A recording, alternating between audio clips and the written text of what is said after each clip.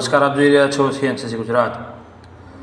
ધીણોદ ગામ નજીક બ્રિજની કામગીરી ચાલુ હોતા તેની ઉપર ભારે વાહનોનું ટ્રાફિક 20 દિવસ માટે બંધ કરવા જાહેરનામું પ્રસિદ્ધ કરતા જિલ્લા magistrate Shri Arvind Vijayan national highway authority of India દ્વારા પાટણથી ગુજારિયા સુધી NH-68ના 4 લેનનું કામ ચાલુમાં હોય ધીણોદ ગામ નજીક બ્રિજ બનાવવામાં આવી રહેલ છે, જેથી હાલના બ્રિજ નીચે રેતી ઘસવાના કારણે પોલાણ થવાની સંભાવના છે। તો સદર બ્રિજ ઉપર ભારે વાહનોનું ટ્રાફિક 20 દિવસ માટે બંધ કરવા જાહેરનામું બહાર પાડવામાં આવેલું છે। પાટણથી ગુજારિયા સુધી NH-68ના 4 લેનનું કામ ચાલુમાં હોય, જેમાં ધીણોદ ગામના નજીક બ્રિજ બનાવવામાં આવી રહેલ છે, જેથી હાલના બ્રિજ નીચે રેતી ઘસવાના કારણે પોલાણ થવાની સંભાવના છે।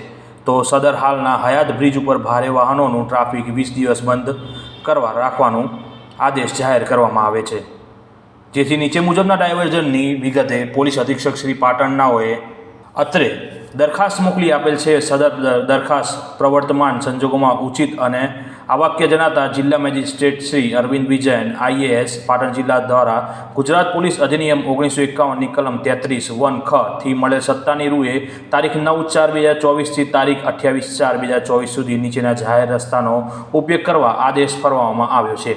ભારે વાહનોના ડાયવર્ઝનો માટે નીચે મુજબનું જાહેરનામું બહાર પાડ્યું છે।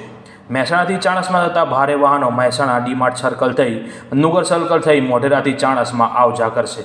ચાણસ્માથી મહેસાણા જતા ભારે વાહનો ચાણસ્મા વડાવલી 3 રસ્તાથી મોઢેરા થઈ મહેસાણા આવ જાવ કરશે। બાલીસણાથી રણુદથી મહેસાણા જતા ભારે વાહનો બાલીસણાથી ઊંઝા થઈ મહેસાણા આવ જાવ કરી શકાશે। લણવા અને આજુબાજુના ગામથી મહેસાણા જતા ભારે વાહનો મુલથાણિયાથી સુણસર થઈ ધીણોદ મહેસાણા આવ જાવ કરી શકશે।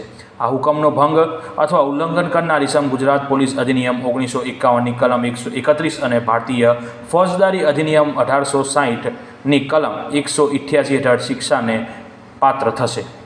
Bureau chief CNCC Gujarat,